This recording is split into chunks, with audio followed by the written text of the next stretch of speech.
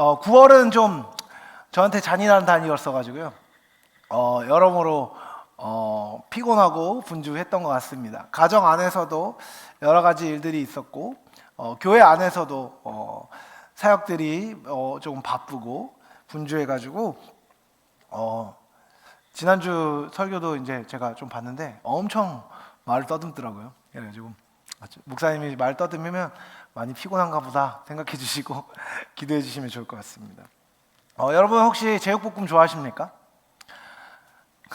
너무 갑작스럽나요? 제육볶음 어떠세요? 제육볶음 좋아하십니까? 네, 남자는 제육과 돈가스만 있으면 어디든지 갈 수 있습니다. 전 제육볶음 되게 좋아하는데요. 그래서 사실 이제 형제들이랑 식사할 때 이렇게 메뉴 걱정을 그렇게 많이 안 해도 되는 것 같습니다. 뭐 별거 없으면 제육볶음 먹든지 짜장면 먹든지 돈가스 먹으면 엔간하면은 이제 취향이 겹치게 되죠. 제가 결혼해서 얼마 안 됐을 때 신혼 초에 제가 아내한테 이야기를 했습니다. 여보, 우리 반찬에 고기가 좀 너무 없는 것 같아. 여보, 우리 제육볶음을 좀 해 먹으면 어떨까? 이렇게 물어봤습니다. 제 아내가 이렇게 얘기하는 거예요. 집에서 제육볶음을 해 먹어? 라고 질문하는 거예요. 전 너무 당황했습니다. 제육볶음은 해 먹지 않아요? 안 해 먹나? 많이 해 먹잖아요. 많이 먹는 반찬이니까. 근데 저희 아내 가정은 이제 그 고기 같은 거를 고기를 이렇게 많이 먹기보다는 이제 생선이나 이런 걸 좀 더 많이 먹나 봐요. 그리고 사실 그 제육볶음을 한마디로 말하면 해 먹지 않는 집안에서 아내가 태어난 겁니다. 제가 좀 많이 당황했죠. 그래서 제가 아내에게 제육볶음의 아름다움을 알려주고 싶었습니다. 그래가지고 제가 직접 그 당시에 유행하던 그 삼시세끼의 그 차승원이 만드는 스타일의 제육볶음이 있습니다. 고추장을 넣지 않고 고춧가루와 간장만으로 해가지고 깔끔한 맛을 내는 제육볶음. 갑자기 너무 진지해졌나요? 그걸 해가지고 아내를 먹이기 시작했습니다. 열심히 먹였죠. 아내가 제육볶음의 아름다움을 발견한 겁니다. 그래서 그때부터 한동안 제육볶음 엄청 많이 해 먹었던 생각이 납니다. 여러분, 이게 사랑하는 사람이 있으면 좋은 것, 내가 좋아하는 것을 좀 알려주고 싶은 마음이 들죠. 같이 했으면 좋겠는 거죠. 근데 여러분, 내가 좋아하는 사람이 나한테 자기가 좋아하는 것을 얘기해 줄 때 여러분 항상 기쁘십니까? 그렇지는 않습니다. 그렇죠? 취향이 다른 것들을 이렇게 막 얘기를 하면요, 상대방을 사랑하기 때문에 그것을 무시하진 않지만 약간 그 마음에 거리끼거나 이렇게 뭔가 어색한 감정이 들 때 드는 둘 사이에 미묘한 텐션이 있을 수 있지요. 누군가는 돌아다니는 걸 좋아하고 누군가는 한 장소에 머물러 있는 걸 좋아하는데, 한 장소에 머물러 있는 걸 좋아하는 사람이 돌아다니는 사람한테 아무리 가만히 앉아 있는 것의 아름다움을 말로 설명해줘도 이해하지 못합니다. 성향이 다른 거죠.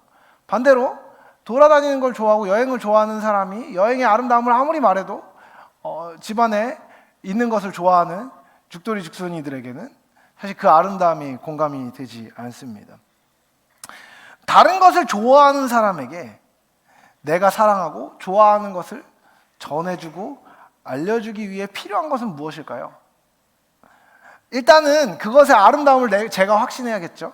그리고 그것의 아름다움과 진면모를 알게 해주기 위해서 그 진면모를 알 수 있는 가장 좋은 내용과 가장 좋은 방법을 소개해 주는 겁니다.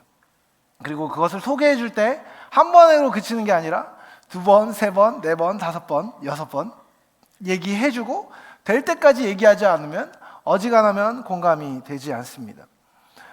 사실 다른 것은 불편해요.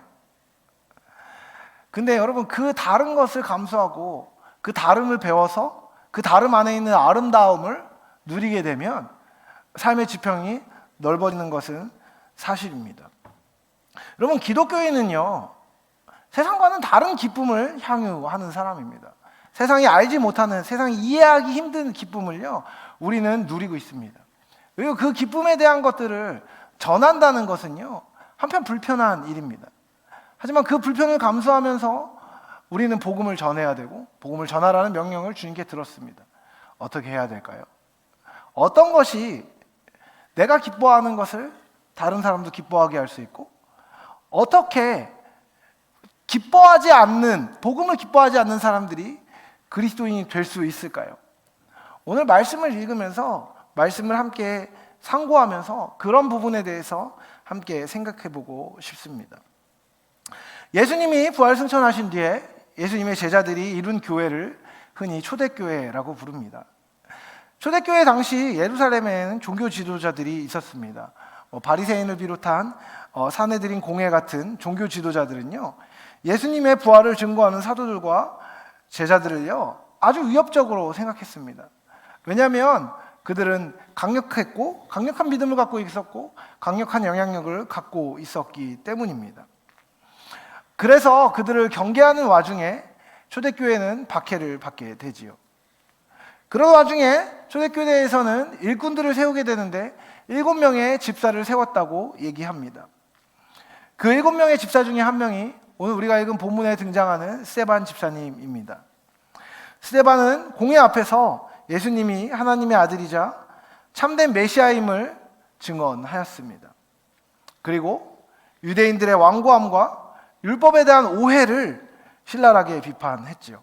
그래서 사도행전 7장은요 전체가 스데반의 설교로 되어 있습니다. 특별히 이 스데반이 비판했던 내용은요, 유대인들이 하나님의 말씀과 그 말씀을 가져와서 가르치는 참 교사, 예언자들의 말을 듣지 않았다는 것을 이야기합니다. 제대로 하나님의 말씀을 갖고 온 사람들이 열심히 가르치고 참된 내용을 이야기해 주었음에도 불구하고 듣지 않았다는 것이죠. 그 말에 이 사람들이 어떻게 반응했을까요?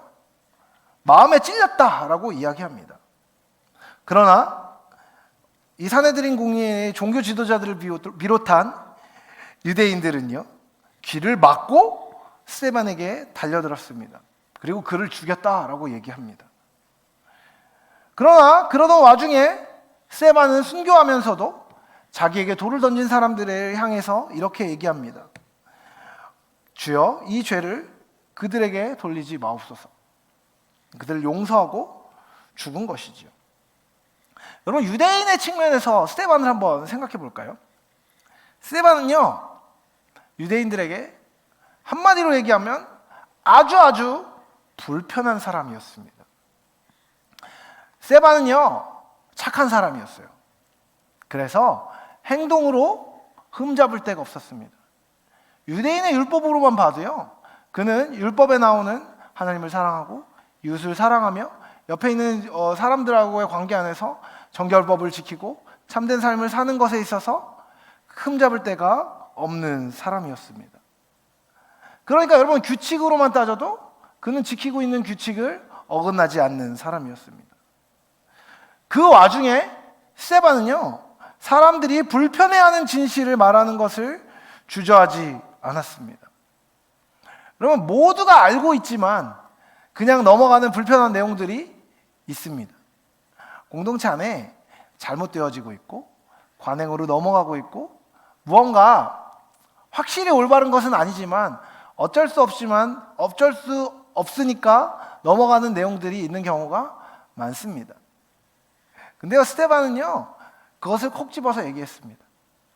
여러분, 바리새인들이 믿고 있던 하나님을 경외하는 종교 안에서 바리새인들은요 누구보다도 탁월한 율법 교사였고 그들이 가르치는 내용들은요 하나님을 사랑하고 이웃을 사랑하며 하나님을 사랑하고 이웃을 사랑하기 위해 정한 규칙들을 지키는 것에 계속해서 집중되어 있었습니다.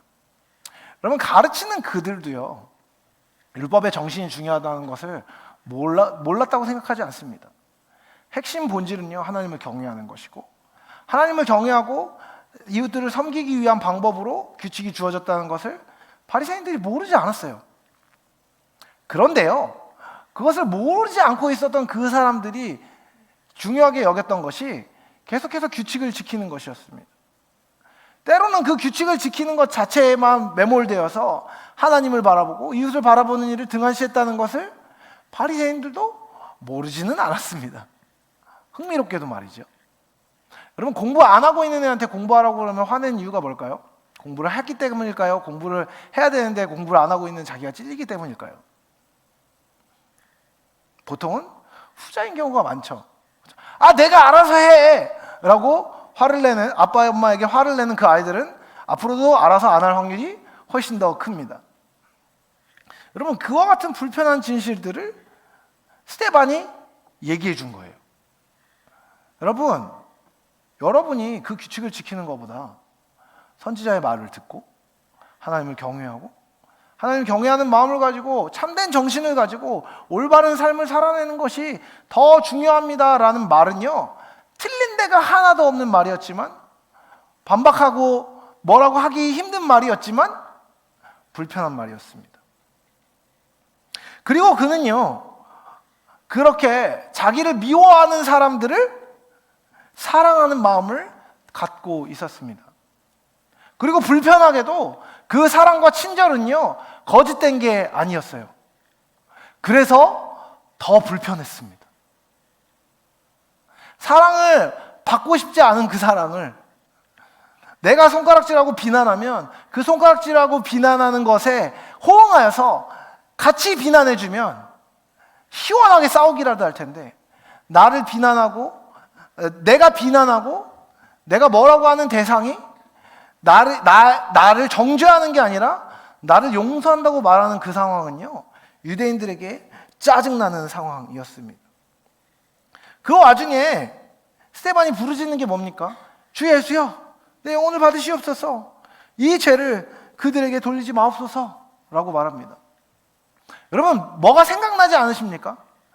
누가복음 23장에서 예수님이 자기를 십자가에 못 박으라고 얘기하는 군중을 향해서 하신 말씀이 그겁니다. 아버지여, 저들이 자기가 하는 일을 알지 못합니다 라고 얘기합니다. 뒤에 이 죄를 그들에게 돌리지 마옵소서 라고 붙이면요, 아주 자연스럽게 붙을 만한 말이에요. 그러니까 스데반이 예수님이랑 똑같은 말을 하고 있는 겁니다. 여러분, 그렇게 홀로 고고하고 잘난 척하는 것 같아 보이는 그 삶은요, 불편한 삶이었습니다. 유대인들은요, 스데반을 불편하게 여겼습니다. 여러분, 근데 이 장면에 사실 한 사람이 더 숨어 있는 것 알고 계시지요? 누가 있었습니까? 사울이라는 청년이 등장합니다. 여러분, 이 사울이라고 하는 청년은요, 나중에 우리가 알고 있는 바울로 불리게 되는 사람입니다. 사도 바울인 것이죠. 사도 바울의 회심전의 모습이 여기서 등장합니다. 여러분, 이 사울은요, 이와 같은 일이 일어난 것을 당연하게 여겼고, 사울은 스데반이 말하는 것을 듣고 찔리지도 않았고 화를 내며 돌을 치지도 않았지만 어쨌든 이 상황이 자연스럽다고 여기며 그 자리에 있었습니다. 여러분, 스데반은요, 이 상황에서 사람들이 보기에 불편한 사람이었습니다. 반면 사울은 어떻습니까? 그는요, 바리새인 중에 바리새인이었습니다. 그는 원칙을 갖고 있었고 풍부한 복음적인 지식과 풍부한 율법에 대한 지식을 갖고 있었습니다. 종교성을 갖고 있었고요, 품위 있는 지식인이었습니다. 그는요, 원칙을 갖고 있었지만 대세를 따를 줄 아는 지혜도 갖고 있었습니다. 그래서 스데반을 죽이라고 얘기하는 이 상황 안에서 그는 반대하기보다는 동조하는 편에 서 있었습니다. 그리고 그 동조하는 편 안에 있으면서도 그는 너무나도 신중하고 현명하였기에 자기 손에 직접 피를 묻히지는 않았습니다. 그래서 돌을 던지는 군중 안에서 돌을 던지지는 않되 돌을 맞는 편이 아니라 돌을 던지는 편에 서 있기는 했던 것입니다. 그는 굉장히 빠른 눈치와 자기 몸을 지키기에 부족함 없는 처세술을 갖고 있었습니다. 합리적이고 똑똑하고 자기 포지션을 지킬 줄 아는 사람, 그런 사람이었죠. 여러분, 그런 사람들이 모임 안에 있으면 어떨까요? 편합니다. 그는 편한 사람입니다. 다른 사람들에게 받아들여주는 사람, 무난한 사람, 모난 데 없이 대세를 따르되 올바른 말을 툭툭 던져주고, 큰 사람들이, 많은 사람들이 가는 길을 어느 정도는 지지해 줄 수 있고 어느 정도 지식적으로, 정서적으로 서포트해 줄 수 있는 포지션을 갖고 있는 것이 사울이었습니다. 여러분, 스데반은 불편한 사람, 스데반은 편한 사람입니다. 왜 그럴까요? 스데반은요, 유난스러운 사람이기 때문입니다. 자신의 행동으로 타인의 틀림을 보여주는 사람이었습니다. 그는요, 누구에게도 사랑하라고 말하지 않았습니다. 하지만 그는 사랑했죠. 그래서 사랑하지 않는 사람들을 불편하게 했습니다. 왜요? 자기가 사랑하고 있지 않은 모습을 바라보게 하는 사람이었기 때문입니다. 반면 사울은요, 사람들에게 편한 사람들이었습니다. 왜 그렇습니까? 사울은요, 그 자신의 포지셔닝을 통해서 다른 사람이 틀린 일을 하고 있을 때 그 일이 괜찮다고 말해주며 정당화시켜주는 사람이었기 때문입니다. 여러분, 근데 이와 같은 차이를 가져온 것은 무엇이었습니까? 스데반은 올바른 행동으로 헌신했고, 사울은요, 틀린 행동에 헌신한 것이 아니라요, 바르지 않은 것에 있음에도 불구하고 바르지 않은 것이 괜찮다고 말해주는 사람이었습니다. 여러분, 이 차이는 무엇입니까? 간단합니다. 이 상황 안에서 스데반은 하나님을 경외했고, 사울은 하나님을 경외한다는 옷을 입고 있지만 사실은 사람을 더 두려워한 겁니다. 사람을 더 신경 쓴 겁니다. 사람의 기준이 더 중요했던 것이죠. 여러분, 이 과정 안에서 스데반이 확실히 갖고 있었던 삶의 태도는 무엇입니까? 예수님을 주로 여기고 예수님을 사랑했던 사람이었던 것입니다. 여러분, 이 본문에는요, 세 부류의 사람이 나옵니다. 첫 번째 부류의 사람이 바로 사울입니다.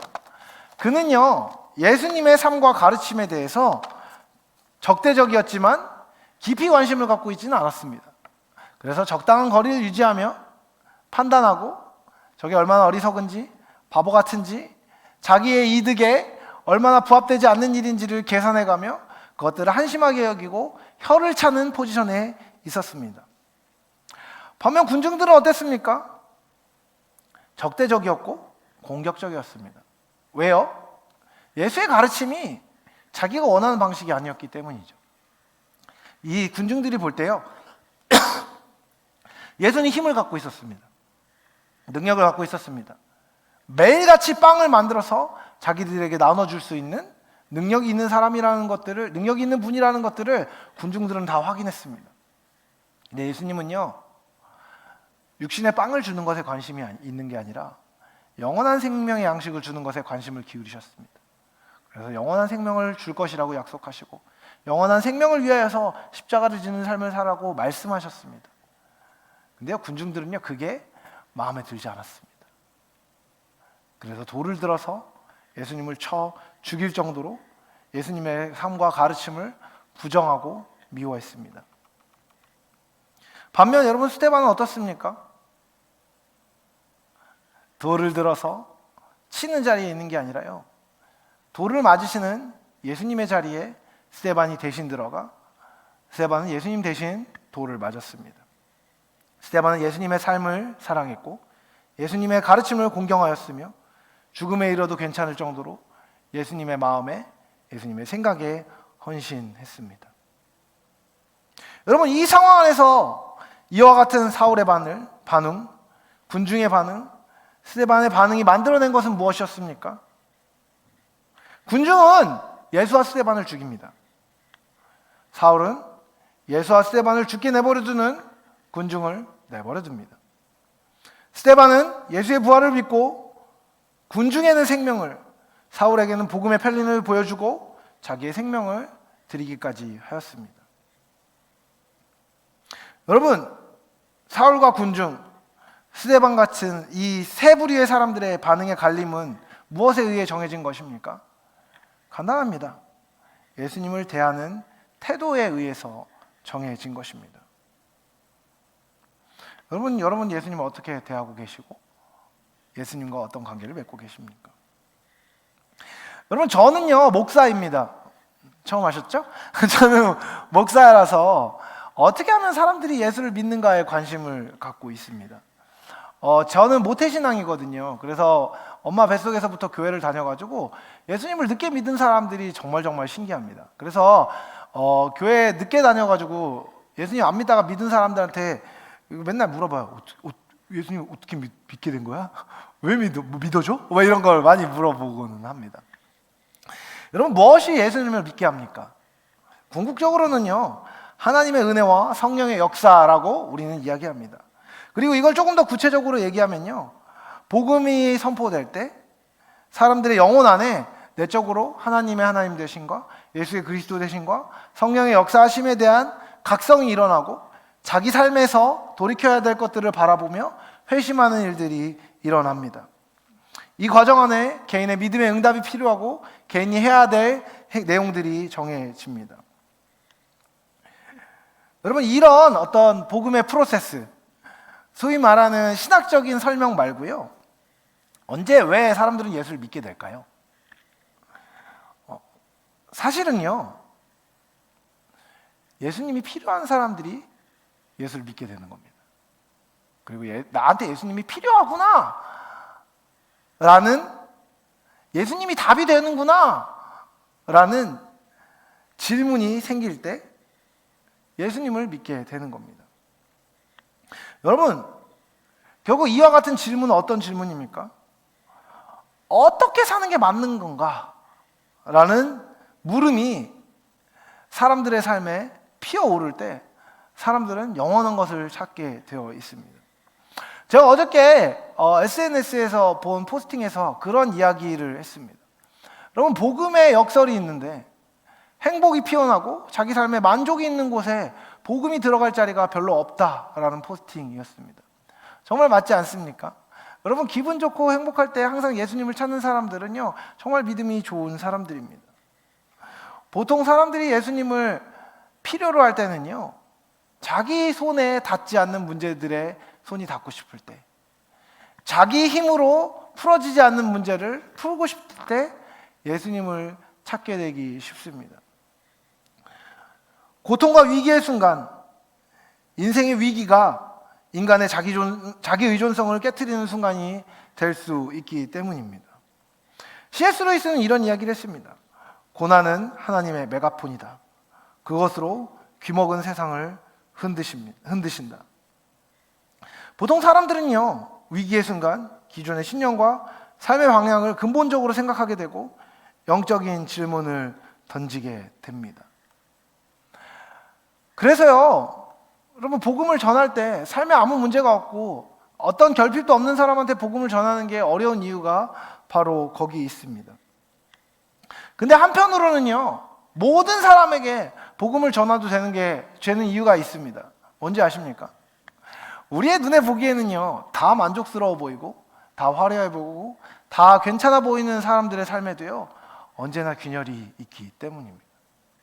그리고 그 균열에 답이 될 수 있는 유일한 분이 예수님이시라는 것을 우리는 알고 있기 때문에 그들에게 필요한 답을 우리는 줄 수 있는 것이고, 그때 진지하게 질문을 던지고 있는 사람은요, 예수를 믿을 가능성을 갖게 되는 것입니다.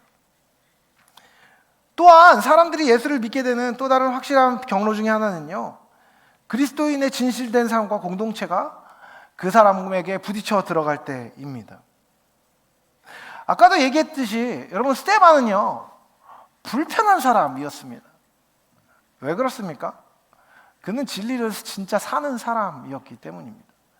진리를 끌어안고 사랑하고 친절하게 행하며 참됨을 행하고 끝까지 인내하는 믿음을 갖고 있는 사람이 스데반이었습니다. 맞습니다. 그와 같은 삶은요, 고깝게 보기로 결정한 사람들에게는요, 불편하고 재수없고 마음에 들지 않는 삶일 것입니다. 근데요, 그 삶이 부딪혀 들어가서 그 사람의 삶의 아름다움을 결국에 발견하게 되면요, 사람들은 그와 같은 삶이 궁금해집니다. 저 사람은 어떻게 저 위기 가운데 웃을 수 있지? 저 사람은 어떻게 저 비난 가운데서 자기에게 뱉는 침을 닦고 그 사람에게 침을 뱉는 것이 아니라 그 사람에게 손을 내밀 수 있지? 라는 질문을 하게 되는 것입니다. 사랑과 진실함이 살아있는 신앙 공동체는요, 예수를 믿음에 대한 신뢰의 통로가 되는 것입니다. 언젠가 제가 우리 공동체의 한 지체와 함께 이야기했던 경험이 생각이 납니다. 교회에서 전도를 열심히 하라고 하고 사람들 좀 데리고 오라고 하는데 못 데리고 오겠다는 겁니다. 왜 못 데리고 오겠냐고 물어봤더니 그런 얘기를 하는 거예요. 좀 자신이 없다고. 우리 교회 왔을 때 진짜 좋다고 느낄 만한 자신이 없다는 이야기를 그 몇 년 전에 했었습니다. 그 얘기를 하는데 제가 거기다 대고 맞아, 우리는 별로야 이렇게 얘기하지 않았고, 아니 그럼에도 불구하고 그 사람과 함께 우리가 공동체에 있는 게 중요하다라고 얘기하면서 초청했지만 그 지체의 말을 제가 이해할 수 있었습니다. 아직 공동체 안에 깊이 녹아들지 않았고 여기서 사랑으로, 신뢰로, 진리로 복닥거리면서 치열한 삶을 살지 않았던 시기였기 때문에 그런 마음을 품을 수 있다는 생각을 했었습니다. 근데 얼마 전에 사실 그 지체랑도 그런 이야기 했었는데 이번 초청 잔치 때는 좀 데리고 오라고 얘기했더니 데리고 오겠다고 얘기하더라고요. 왜 그럴까요? 공동체에 대한 사랑이 조금 더 커졌기 때문입니다. 그리고 더불어서 이 공동체에 사람이 왔을 때 그 사람이 사랑받을 수 있다는 마음의 태도가 생겼기 때문이라고 저는 생각합니다. 여러분, 우리가 이 공동체를 사랑과 은혜와 진리로 세워가야 하는 이유 중에 하나는 무엇이냐면요, 우리가 그렇게 세우는 것 자체가 복음을 전하는 삶이 되기 때문입니다. 누군가에게는 그 삶의 모양이 아름다운 울림이 되어서 복음을, 예수를 바라볼 수 있는 기회가 될 수 있기 때문입니다. 여러분, 교회가 세상과 다른 모습을 보이는 것은요, 거부감과 거북함을 함께 가져올 수 있습니다. 교회에서 얘기하는 친절한 말, 형제님, 자매님이라는 말, 사랑하고 축복한다는 말이요, 여러분 닭살 돋고 겸연쩍고 마음에 들지 않는 사람들도 있겠지만 그런 사랑이 필요한 사람들의 그 말을 들었을 때는요, 마음이 열리고 새로운 관점이 열릴 수 있습니다. 또한 말보다 삶으로 복음을 살아내는 사람들을 통해서 마음이 열리는 경우도 많습니다. 나도 나를 사랑하지 않는데 내게 손 내밀어 나를 사랑한다고 말해주고 함께하자고 말해주고 진실된 삶을 살아내야 된다고 버텨주는 그 사람들이 공동체에 함께 있을 때 사람들이 예수를 향하게 되는 것입니다. 또한 복음이 분명하고 인격적으로 정해지는 상황 안에 사람들은요, 자신의 질문에 대한 답을 그리스도 안에서 찾게 됩니다.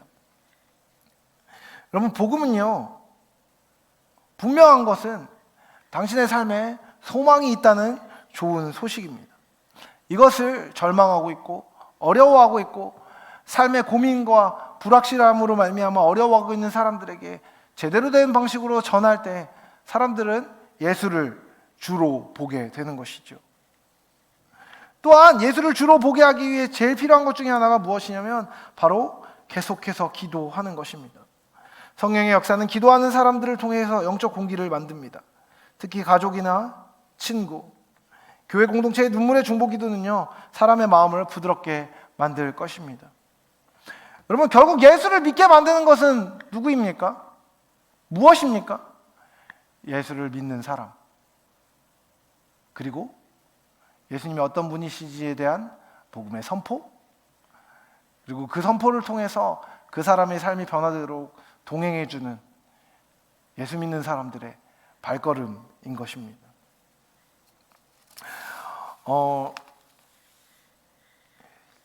요즘에 우리 공동체에 있는 사람들이 면면이 조금 달라지는 부분들을 제가 느낍니다.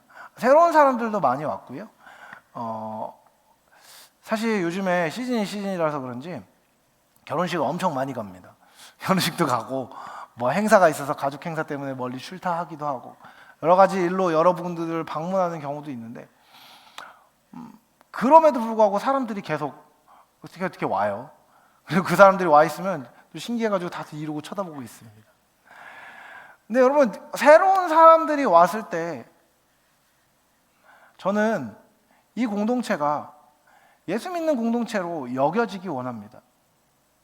당연한 말 아니야 라고 얘기할지도 모르겠지만요, 여러분, 우리가 예수 믿는 공동체로 다른 사람들에게 여겨지는 것과 그냥 교회로 여겨지는 것은 다른 것입니다.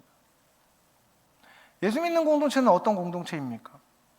예수님을 사랑하기 때문에 라는 이유가 여러분이 하는 모든 일에 충분한 이유가 되는 공동체입니다. 예수님을 사랑하기 때문에 뻘쭘해도 처음 온 사람에게 말을 건네고 손을 내밀고 말을 건네는 게 부담스러울까 봐 멀찍이서 쳐다보고 한 번 더 와주길 기도하고 마주치는 순간에 손을 잡아주며 소그룹으로 모여서 함께 이야기할 때 전심으로 마음을 다해서 그 사람의 이야기를 들어주고 또한 나의 마음에 있는 이야기들을 투명하게 풀어내며 함께 예수 믿는 사람으로서 손잡고 함께 가자는 초청이 있는 공동체. 그래서 예수님을 진짜 싫어하는 사람이 오면 불편하지만 삶에 질문이 생기고 참된 길을 찾기 위해서 방황하는 영혼이 왔을 때는 그 영혼이 방황하는 길을 홀로 외로이 두지 않고 함께 가자고 손을 이끌고 올바른 길로 갈 수 있는 공동체, 그 공동체가 예수 믿는 공동체라고 저는 생각하고 믿습니다. 여러분, 어떻게 사는 것이 맞는지라는 물음이 생긴 사람들에게 예수의 주되심이 답으로 오면 그분의 아름다우심이 비로소 그 사람에게 발견되게 됩니다. 십자가가 보장하는 확실한 능력과 사랑, 호의와 은혜가 복음 안에서 성도들을 통하여서 발견될 때 사람들은 예수의 사랑을 받아들이게 되고 그 사랑이 비로소 우리로 예수를 사랑하게 하고 사람들로 예수를 믿는 사람이 되어지게 하는 것이지요. 흥미롭게도 스데반이 죽는 그 타이밍은요, 사울이 아직 믿기 전의 타이밍입니다. 바울이 아직 예수를 믿기 전의 타이밍이죠. 제가 교회 공동체 안에 있으면서 그런 생각을 하게 됩니다. 여러분, 여기 앉아있는 지체들 중에서 옛날에 임원을 했던 사람도 있고요, 옛날에 리더를 했던 사람들도 있고요, 옛날에 열심히 했던 사람들도 있고 옛날에 잘 안 했던 사람들도 있습니다. 근데 지금 임원을 하고 있는 사람들도 있고요, 지금 리더를 하고 있는 사람들도 있고요, 지금 열심히 하는 사람들도 있습니다. 흥미롭게도 내가 임원할 때 열심히 안 하던 녀석들이 지금 임원하면서 열심히 하자고 하면 마음에 화가 나고 속상한 경우가 생기는 경우도 왕왕 보게 됩니다. 그런 고민을 하는 거죠. 누구는 열심히 하고 누구는 열심히 하지 않고, 누구는 예수님을 사랑하는 것처럼 간과 쓸개를 다 내주며 헌신하고 있고, 누구는 헌신하지 않는 것처럼 느껴질 때 그럼 목회자들, 리더들은요, 뭔가 직관적으로만 생각하면 속상합니다. 왜 저렇게 열심히 못할까? 왜 함께하지 못할까? 이런 생각을 하기 쉽지요. 근데 여러분, 오늘 본문은요, 그와 같은 생각을 확실히 불식시켜주는 본문이라고 생각합니다. 우리가 다른 사람을 보고 함부로 판단하지 말고 소망을 가지고 함께 버텨줘야 되는 이유가 바로 이 본문에 있습니다. 스데반과 같이 예수님을 가까이 하고 있는 사람들이 최선을 다해 사역하고 있을 때 여전히 가깝지 않은 사람들이 존재하고 있고 그들로 말미암아 안타까움이 있지만 우리가 소망을 가져도 되는 것은 지금 아직 타이밍이 오지 않은 그 사람에게도 하나님의 타이밍이 닥치면 스데반보다 훨씬 더 크고 놀라운 일을 감당할 수 있는 사람이 될 수 있다는 것을 오늘 본문은 또한 암시하고 있는 것입니다. 여러분, 지금 예수님을 사랑하십니까? 너무 좋은 일입니다. 근데 누군가가 아직 예수님을 사랑하고 있지 않은 것처럼 여겨져서 마음에 낭만과 좌절이 있으십니까? 걱정하지 마십시오. 하나님께서 그 사람을 당신의 타이밍에 부르셔서 참된 길로 인도하실 것입니다. 말씀을 마무리하려고 합니다. 제가 스데반과 사울의 삶을 묵상하면서 그런 생각을 했습니다. 예수님을 사랑하는 것이 삶을 어떻게 바꿀 수 있는가라는 질문이었죠. 여러분은 여러분의 주님이신 예수님을 사랑하십니까? 그분의 사역이 여러분에게 어떤 의미를 갖습니까? 그분의 사역의 아름다움이 여러분의 삶에 어떤 영향을 미쳤습니까? 여러분 예수님 믿는 게 행복하십니까? 만약에 여러분이 예수님을 믿는 것이 행복하다면 그 행복을 홀로 누리지 않고 전하고 싶으십니까? 다만 제육볶음만 있어도 전하고 싶은 것이 사람의 마음일진데 여러분에게 예수님은 어떤 분이시냐고 저는 묻고 있는 것입니다. 여러분 이 질문에 대한 진짜 답은요, 여러분이 예수님의 가르침에 대해 느끼는 태도와 같다고 이야기할 수 있습니다. 여러분의 태도가 만약 스데반과 같지 않다면 여러분의 신앙의 타이밍은요 아직 오지 않았을지도 모르겠습니다. 제가 소망하고 기도하기로는요 그 타이밍이 이 공동체의 시간표와 잘 맞아져서 여러분이 그 기쁨을, 공동체와 함께하는 기쁨을 누릴 수 있기를 소망합니다. 그리고 혹시 그 타이밍이 맞지 않는 사람이라고 하더라도요, 저는 그 타이밍에 무조건 여러분을 맞추라고 얘기하기보다는 그 타이밍을 맞게 하시는 하나님의 시간표가 있음을 이야기해드리고 싶었습니다. 그런 거죠. 공동체 전체가 으쌰으쌰하고 있는데 너 분위기 파악 못하고 뭐하고 있냐라는 이야기를 하고 싶다는 얘기가 아닙니다. 오히려요, 여러분, 누군가가 복음을 위해 헌신하고 있을 때 여러분의 마음이 아직 일어나고 있지 않다면 전 여러분에게 여러분 삶에 있는 예수를 사랑하는 복음의 타이밍이 언제 올 수 있는지에 대한 질문을 던지는 계기가 됐으면 좋겠다는 이야기입니다. 여러분, 여러분의 삶에 예수님을 사랑하는 타이밍은요 계속해서 주어질 것입니다. 그것이 때로는 헌신의 모양으로, 때로는 다 헌신하지 못하더라도 그 자리에 그저 있는 것으로, 때로는 그 자리를 채우지도 못하고 자신의 일들에 바빠서 분주하게 떠나야 되는 상황이 있을지도 모르겠습니다. 하지만 여전히 예수님은 우리의 삶을 인도하고 계시고 그 타이밍으로 초청하시며 그 타이밍에 함께 맞을 때는 복을 누리게 하시고 그 타이밍이 뒤로 미뤄질 때는 그때까지 기다려셔서 새로운 복을 주시기 원하시는 분이심을 믿으시기를 부탁합니다. 여러분의 삶에 주변에 그 타이밍에 맞는 사람들이 있음을 잊지 마십시오. 그리고 예수를 전하기 앞서 그분을 깊이 사랑하십시오.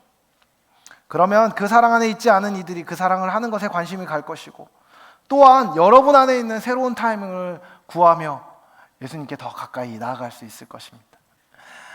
사실 오늘 말씀을 준비하면서 그런 생각이 들었어요. 좀 확실하게 전도해야 됩니다. 이 타이밍에 무조건 다 해야 된다, 이 얘기를 하고 싶었거든요. 근데 말씀을 기도하고 전하는데 하나님이 저한테 그런 마음을 주세요. 공동체의 타이밍에 맞는, 누릴 수 있는 타이밍을 갖고 있는 사람이 있고 그렇지 않은 사람들이 있을 수도 있다는 것을 말이죠. 하지만 여러분, 여러분의 타이밍이 어느 순간에 있든 여러분이 지향해야 되는 것은요, 여러분을 사랑하시는 예수님의 품에서 예수님이 손을 가리키는 곳이라고 생각합니다. 그 예수님을 깊이 사랑하고 예수 사랑함으로 함께 어쨌든 이 길을 걸어가는 저 여러분이 되실 수 있길 사랑하는 주님의 이름으로 축복합니다.